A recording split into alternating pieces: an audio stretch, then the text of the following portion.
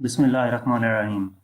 First year आज हम chapter 8 waves के न्यूमेरिकल प्रॉब्लम सॉल्व करेंगे। फर्स्ट प्रॉब्लम है a pulse of a transverse wave on a string moves a distance of 15 metre in 0.075 second. Transverse wave की एक pulse है जो एक स्ट्रिंग में मूव कर रही है और वो जितना डिस्टेंस कवर करती है 15 मीटर का डिस्टेंस कवर करती है 0.075 सेकेंड में। If the wavelength of the transverse wave is 0.8 metre, अगर ट्रांसवर्स वेव की वेवलेंथ 0.8 मीटर हो, then what is the velocity of the pulse? Pulse की वेलोसिटी क्या होगी? एंड बी ऑप्शन है what is the frequency of the periodic wave on same frequency?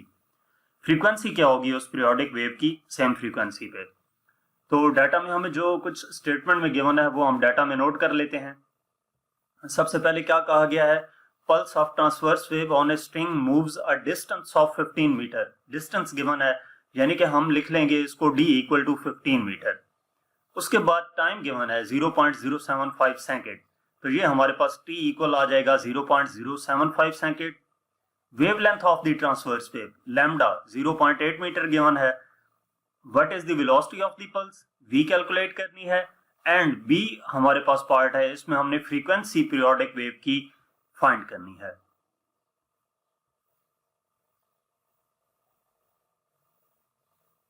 तो इसका solution हम स्टार्ट करते हैं। सबसे पहले वेलोसिटी फाइंड करने के लिए डिस्टेंस पर यूनिट टाइम का फार्मूला जो आपने 9th क्लास में पढ़ा था वो हम यूज करेंगे। तो डिस्टेंस भी गिवन है, टाइम भी गिवन है, वेलोसिटी इक्वल आ जाएगी 15 ओवर 0.075। ये हम कैलकुलेटर से डिवाइड करेंगे तो वेलोसिटी आ जाएगी 200 मीटर पर सेकेंड। अब f फाइंड करने के लिए, फ्रीक्वेंसी फाइंड करने के लिए v equal to F lambda का फॉर्मूला यूज करेंगे। तो यहां से हमारे पास f इक्वल आ जाएगा v ओवर लैम्डा के। तो f इक्वल होगा 200 ओवर 0.8, जो वेलोसिटी फाइंड की थी 200 थी और लैम्डा की वैल्यू 0.8 है। इसको डिवाइड करेंगे तो हमारे पास फ्रीक्वेंसी आ जाएगी 250 हर्ट्ज। तो दो चीजें फाइंड करनी थी, एक वेलोसिटी और दूसरी फ्रीक्वेंसी। वेलोसिटी 200 मीटर पर सेकेंड आई है और जो फ्रीक्वेंसी है वो 250 हर्ट्ज है। इसके बाद सेकंड प्रॉब्लम है what is the wavelength of electromagnetic wave when its frequency is 600 kilohertz and its speed is 3 × 10⁸ metre पर सेकेंड। वेवलेंथ इलेक्ट्रोमैग्नेटिक वेव की क्या होगी, यानी कि लैम्डा फाइंड करना है हमने। When its frequency is 600 kilohertz, f equal to 600 kilohertz और इसको ऐसा यूनिट हर्ट्ज में हम कन्वर्ट कर लेंगे। किलो की वैल्यू 10⁻³ होती है, 2 0 ऑलरेडी है तो ये 6 × 10⁵ हर्ट्ज हो जाएगा। इट्स स्पीड इज 3 × 10⁸ मीटर पर सेकेंड। तो स्पीड हमारे पास v है 3 × 10⁸ मीटर पर सेकेंड। इसका सोल्यूशन देखते हैं। v equal to F lambda का फार्मूला यूज होगा। हमारे पास यही तीनों टर्म्स हैं तो v equal to F lambda, lambda equal आ जाएगा v ओवर एफ के। इसमें वैल्यूज पुट कर देंगे तो लैम्डा इक्वल आ जाएगा, वेलोसिटी है 3 × 10⁸ डिवाइडेड बाय फ्रीक्वेंसी 6 × 10⁵। तो लैम्डा इक्वल आ जाएगा 0.5 × 10⁻³ यानी कि 500 मीटर। 10⁻³ को जब इधर मल्टीप्लाई करेंगे 0.5 से तो ये 500 हो जाएगा, तो लैम्डा आ जाएगा 500 मीटर। इसके बाद प्रॉब्लम नंबर 3 है steel wire 80 centimetre long has mass of 8 gram. Steel wire है जिसकी लेंथ गिवन है और उसका मास गिवन है। Wire is under A tension of 110 Newton. Wire में जो टेंशन है वो कितनी है? 110 न्यूटन है। What is the speed of the transverse wave in the string? Speed क्या होगी ट्रांसवर्स वेव में वो देखनी है। तो डाटा में हमें सबसे पहले लेंथ गिवन है स्टील वायर की, यानी कि L इक्वल टू 80 सेंटीमीटर। इसको हम मीटर में कन्वर्ट करेंगे तो सेंटीमीटर को मीटर में कन्वर्ट करने के लिए 100 से डिवाइड करेंगे, या सेंटी की वैल्यू 10⁻⁻² होती है तो 80 × 10⁻⁻² लिख सकते हैं। तो मैंने यहाँ पे 100 से डिवाइड किया तो 0.8 मीटर आ गया। Mass of 8 kg, m equal to 8 kg, और इसको भी हम ऐसा यूनिट किलोग्राम में कन्वर्ट करेंगे तो ये 1000 से डिवाइड होगा 0.008 kg आ जाएगा। If the wire is under tension of 110 Newton, T equal to 110 Newton, what is the speed of the transverse wave? V हमने कैलकुलेट करनी है। तो हम इसका सोल्यूशन स्टार्ट करते हैं। फार्मूला हमारे पास है V equal to under root t over m, tension divided by mass. अब ये जो मास है m, ये मास पर यूनिट लेंथ है, यानी कि ये जो मास हमें गिवन है इससे इसको डिवाइड करेंगे, 0.8 से डिवाइड करेंगे इस वैल्यू को, तो m मास पर यूनिट लेंथ यानी कि t डिवाइड m इक्वल आ जाएगा m ओवर l के। तो v इक्वल हो जाएगा अंडर रूट, टेंशन हमारे पास 110 थी, डिवाइडेड बाय कैपिटल M की value 0.008 divided by small l जो है वो 0.8 है। तो इसको डिवाइड करेंगे, ये v इक्वल आ जाएगा 110 ओवर 0.01, मजीद डिवाइड होके 11,000 अंडर रूट आ जाएगा। तो अंडर रूट लेंगे इस वैल्यू का, तो ये हमारे पास वेलोसिटी आ जाएगी 105 मीटर पर सेकेंड। इसके बाद प्रॉब्लम नंबर 4 है, what is the speed of sound in a diatomic ideal gas that has density of 3.50 kilogram per cubic meter and pressure of 215 kilopascal? The value of gamma for diatomic gas is 1.40. Speed of sound V calculate करनी है, diatomic ideal gas that has density rho 3.5 kg per cubic meter, pressure 215 kilopascal, तो ये 215 into 10 power 3 pascal हो जाएगा। Value of gamma भी given है 1.40। तो हम इसका सोल्यूशन स्टार्ट करते हैं। हमारे पास वेलोसिटी फाइंड करने के लिए इस चैप्टर में हमने डेरिवेशन की थी, उस डेरिवेशन में एक जगह पर ये रिलेशन आता है V equal to under root gamma P over rho. तो ये हम रिलेशन यूज करेंगे, इसमें हम वैल्यूज पुट करेंगे। V इक्वल टू गैमा की वैल्यू गिवन है 1.40 into P pressure 215 into 10 power 3 divided by rho density 3.50। तो ये ऊपर वाली वैल्यूज मल्टीप्लाई होंगी, 1.40 को 215 से मल्टीप्लाई किया तो ये 301 इंटू 10 पावर 3, ये जो पावर थी divided by 3.50।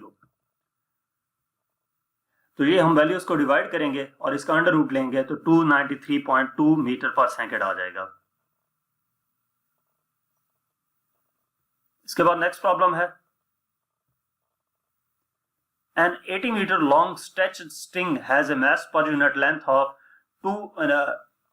of 9 into 10 power minus 3 kilogram per meter with tension of 20 Newton। 80 metre long stretched string है, यानी कि लेंथ गिवन है स्ट्रिंग की, L इक्वल आ जाएगा 80 मीटर के, मास पर यूनिट लेंथ M, इसको हम मास पर यूनिट लेंथ को यानी कि m डिवाइडेड बाय L हो जाएगा, इसको माइक्रो से डिनोट करते हैं तो माइक्रो इक्वल आ जाएगा 9 इंटू 10 पावर माइनस 3 किलोग्राम पर metre with tension of 20 newton, T equal आ जाएगा 20 न्यूटन के। When the string is plucked, जब स्ट्रिंग को खींचा जाता है, stationary wave is set up in the string, तो एक स्टेशनरी वेव प्रोड्यूस होती है। Calculate the fundamental frequency and the next 3 frequencies. Fundamental frequency यानी कि F1 और next 3 frequencies F2, F3 and F4 भी हमने कैलकुलेट करनी है। तो इसका सॉल्यूशन हम देखते हैं। सबसे पहले फंडामेंटल फ्रीक्वेंसी फाइंड करने के लिए फार्मूला है F1 equal to 1/2L under root T over micro. ये फार्मूला आपकी बुक में गिवन है, इसमें हम वैल्यूज पुट कर देंगे फंडामेंटल फ्रीक्वेंसी फाइंड करने के लिए। F1 इक्वल आ जाएगा 1/2, L की वैल्यू 80 अंडर रूट, टेंशन हमारे पास 20 न्यूटन है डिवाइडेड बाय माइक्रो की वैल्यू 9 इंटू 10 पावर 3 पुट कर दी। ये 1/160 हो जाएगा और इसको हम डिवाइड करेंगे तो 2222.2 आ जाएगा। इसका अंडर रूट लेंगे तो 1/60 इंटू 47.1 आ जाएगा। 47.1 डिवाइडेड बाय 160, तो F1 हमारे पास आ जाएगा 0.294 हर्ट्ज। अब सेकंड फ्रीक्वेंसी फाइंड करनी है F2, तो F2 इक्वल होगा 2F1 के। स्टेशनरी वेव्स के लिए जो हमारे पास सेकंड फ्रीक्वेंसी होती है F2 वो 2F1 की इक्वल होती है, तो इसमें वैल्यूज पुट करेंगे, यानी कि F1 की वैल्यू को 2 से मल्टीप्लाई करेंगे तो हमारे पास F2 आ जाएगी 0.588 हर्ट्ज। इसी तरह F3 इक्वल होगा 3F1 के, तो इसमें वैल्यूज पुट कर देंगे। F1 की वैल्यू यही पुट की इसमें, तो मल्टीप्लाई किया, F3 इक्वल आ जाएगा 0.882 हर्ट्ज। F4 कैलकुलेट करना है तो F4 इक्वल होता है 4F1 के, F4 इक्वल आ जाएगा 4 इंटू 0.294, तो ये मल्टीप्लाई होगा, F4 इक्वल आ जाएगा 1.176 हर्ट्ज के। तो ये हमारे पास फंडामेंटल फ्रीक्वेंसी और नेक्स्ट 3 फ्रीक्वेंसीज फाइंड हो गई। इसके बाद प्रॉब्लम नंबर 6 है। The fundamental frequency of an open organ pipe 100 cm long is 180 Hz. Fundamental frequency है ओपन ऑर्गन पाइप की जिसकी लेंथ 100 सेंटीमीटर है और फ्रीक्वेंसी 180 हर्ट्ज है।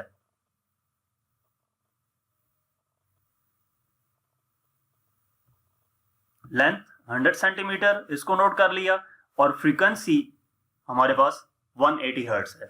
What is the speed of sound in the pipe? F calculate करना है। इसने fundamental frequency कही थी तो फंडामेंटल फ्रीक्वेंसी को F नॉट या F1 से हम लिखते हैं, तो इस वजह से F1 180 हर्ट्ज लिखा। What is the speed of sound in the pipe? V calculate करना है।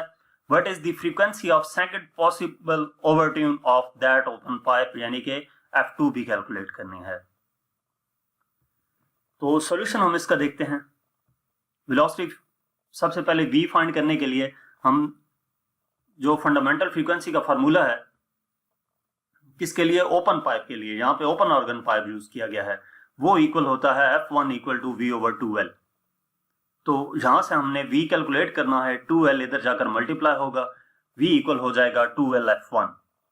वैल्यूज पुट कर देंगे, V equal to 2 into L की वैल्यू 1, F1 हमारे पास 180 है, तो ये मल्टीप्लाई होकर वेलोसिटी आ जाएगी 360 मीटर पर सेकेंड। नेक्स्ट हमारे पास F2 कैलकुलेट करना है हमने, तो F2 इक्वल होता है 2F1 के। F2 इक्वल हो जाएगा 2 इंटू F1 की वैल्यू 180 है, तो ये मल्टीप्लाई होकर 360 हर्ट्ज आ जाएगा। इसके बाद प्रॉब्लम नंबर 7 है। Calculate the length of a pipe that will resonate in air to a sound source of a fundamental frequency 240 Hz. Calculate करना है लेंथ ऑफ पाइप जो कि रेजोनेट करेगा एयर में साउंड सोर्स तक, और फंडामेंटल फ्रीक्वेंसी, साउंड सोर्स की fundamental frequency भी गिवन है 240 हर्ट्ज की। तो calculate the length of the pipe, L calculate करनी है, फंडामेंटल फ्रीक्वेंसी F1 240 हर्ट्ज है। If the pipe is closed eight one and, जब पाइप क्लोज्ड हो एक साइड से and open at both and, यानी कि L हमने एक क्लोज्ड एट वन एंड के लिए सॉल्व करना है और दूसरा ओपन एट बोथ एंड्स, जबकि वेलोसिटी हमें गिवन है 340 मीटर पर सेकेंड। तो इसका सॉल्यूशन स्टार्ट करते हैं। सबसे पहले ओपन ऑर्गन पाइप के लिए हमारे पास फार्मूला होता है फंडामेंटल फ्रीक्वेंसी का F1 इक्वल टू V/4L। तो L कैलकुलेट करना है, L इधर जाएगा तो F1 इधर डिवाइड हो जाएगा, यानी कि L इधर जाकर मल्टीप्लाई होगा, L इक्वल टू V/4F1। इसमें वैल्यूज पुट कर देंगे, L इक्वल टू वेलोसिटी हमारे पास 340 है डिवाइडेड बाय 4 इंटू F1 की वैल्यू है 240। L इक्वल आ जाएगा 340 डिवाइडेड बाय 960, तो L की वैल्यू हमारे पास आ जाएगी 0.354 मीटर। इसको हम रीअरेंज कर लेते हैं। अगर पॉइंट राइट साइड पे 2 डिजिट मूव करें तो 10 की पावर जो है वो -2 हो जाएगी। तो 35.4 इंटू 10 पावर -2 मीटर, यानी कि 35.4 सेंटीमीटर आ गई लेंथ। ये क्लोज्ड एंड पाइप के लिए है। इसके बाद ओपन एंड पाइप के लिए, ये क्लोज एंड नहीं, अब ओपन एंड के लिए होगा। ओपन एंड पाइप के लिए हमारे पास F1 इक्वल है V/2L के। तो इसमें हम वैल्यूज पुट करेंगे, L हमने कैलकुलेट करना है तो L एक तरफ कर लेंगे, L इक्वल टू V/2F1 हो जाएगा। L इक्वल हो जाएगा 340 डिवाइडेड बाय 2 इंटू 240, तो L इक्वल हो जाएगा 340/480, डिवाइड करेंगे तो 0.0708 मीटर आ जाएगा। इसको भी हम सेंटीमीटर में कन्वर्ट कर लेंगे तो 70.8 इंटू 10 पावर -2 मीटर आ जाएगा, यानी कि 70.8 सेंटीमीटर। नेक्स्ट प्रॉब्लम है problem number 8. Two tuning forks A and B produces 14 beats in 2 seconds. 2 tuning fox हैं A and B और वो 14 बीट्स प्रोड्यूस कर रहे हैं 2 सेकेंड्स में. तो अगर हम n यहां पर लिखें, n क्या होता है, number of beats per second, तो n इक्वल हो जाएगा 14 डिवाइडेड बाय 2, क्योंकि हम बीट्स पर सेकेंड कैलकुलेट करने लगे हैं. तो n equal to 14 over 2, 7 beats per second आ जाएंगी. Frequency of the fork given है FA 512 Hz. When a little wax is attached to the prongs of the fork B, the beats disappears. Determine the frequency of the fork B, FB calculate करनी है. तो इसमें हमारे पास formula होता है, अगर हम बीट्स में आपने देखा होगा, difference of the frequency is equal to beats per second.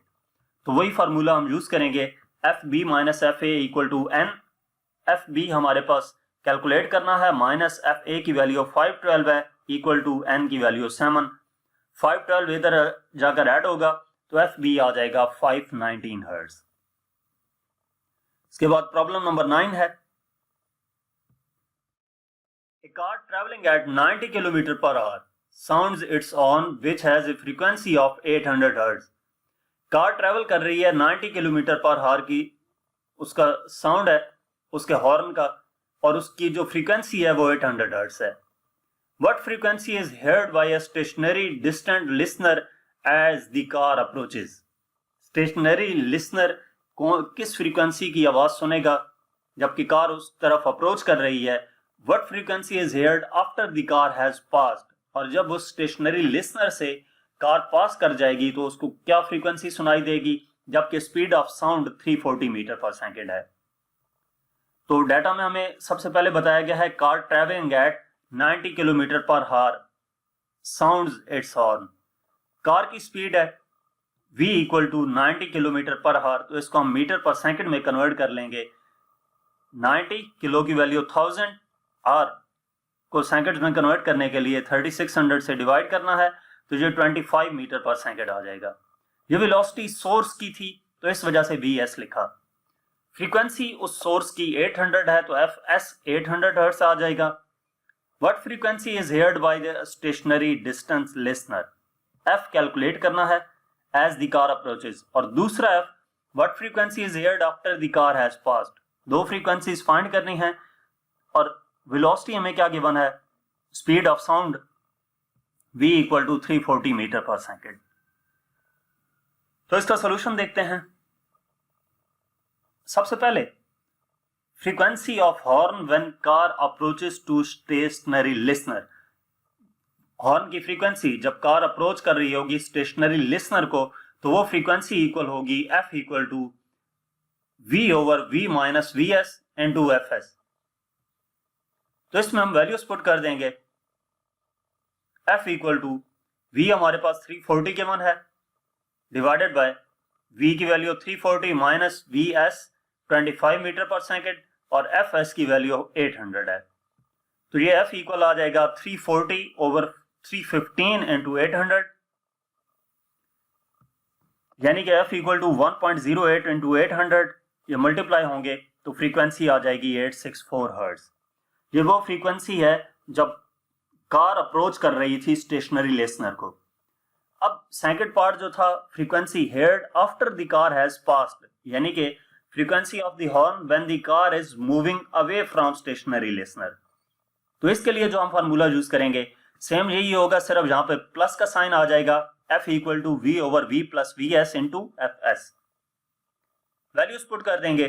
F equal to 340 over 340 plus 25 into 800. तो ये 340 ओवर 365 इंटू 800 आ जाएगा. डिवाइड करेंगे तो 0.93 इंटू 800, यानी कि फ्रीक्वेंसी आ जाएगी 744 हर्ट्ज. इसके बाद इस चैप्टर का लास्ट प्रॉब्लम है. Two cars P and Q are travelling along a straight road in the same direction. दो कार्स हैं P and Q और वो ट्रेवल कर रहे हैं स्ट्रेट रोड पे सेम डायरेक्शन में. Leading car P travels at a steady speed of 12 metre पर सेकेंड. जो लीडिंग कार है P, उसकी स्पीड गिवन है 12 मीटर पर सेकेंड. जबकि क्यू जो है उसकी स्पीड है 20 मीटर पर second. Sound its horn to emit a steady note which is emitted by P's driver estimated by P's driver as frequency of 830 hertz. यानी कि जो कार क्यू है वो 20 मीटर पर सेकेंड की स्पीड से मूव करते हुए जब हॉर्न बजाती है तो जो पी ड्राइवर है उसको उस हॉर्न की फ्रीक्वेंसी 830 हर्ट्ज सुनाई देती है। तो क्यू ड्राइवर को वो फ्रीक्वेंसी क्या सुनाई देगी, किस फ्रीक्वेंसी का साउंड सुनाई देगा? स्पीड ऑफ साउंड 340 मीटर पर सेकेंड गिवन है। तो डाटा में क्या चीज गिवन है? Travelling along straight road in the same direction leading car P travels at a steady speed of 12 metre पर सेकेंड। ये पी की वेलोसिटी है तो वी पी 12 मीटर पर सेकेंड। क्यू ट्रेवलिंग 20 मीटर पर सेकेंड तो वी क्यू 20 मीटर पर second. वो साउंड इमिट करती है तो पी को वो साउंड इतनी फ्रीक्वेंसी का सुनाई देता है, तो इसको हम लिखेंगे F P 830 hertz, F P 830 hertz. और जहां पे एक और बात भी बता दूं कि इन दो जो वेलोसिटीज का डिफरेंस था उसको हम यूएस से डिनोट करेंगे, तो we Q minus V P equal आ जाएगा 20 माइनस 12 इक्वल टू 8 मीटर पर सेकेंड। यानी कि ये उन दोनों की वेलोसिटीज में डिफरेंस है। What frequency does Q's on driver, यानी कि एफ क्यू कैलकुलेट करना है। वी हमारे पास है 340 इंटू 10 पावर 340 मीटर पर सेकेंड। इसका सोल्यूशन देखते हैं। तो ये बेसिकली रिलेटिव वेलोसिटीज हैं, दोनों ऑब्जेक्ट दोनों जो हैं वो मूव कर रहे हैं। नॉर्मली जो इससे पिछले न्यूमेरिकल में हम देखा था वहां पे सोर्स मूव कर रहा था और लिसनर स्टडी था, जहां पे सोर्स भी मूव कर रहा है और लिसनर भी मूव कर रहा है। तो हमने इसके लिए जो स्पेशल केस था, फॉर्मूला हमारे पास है f P equal to v over v minus u s into f Q.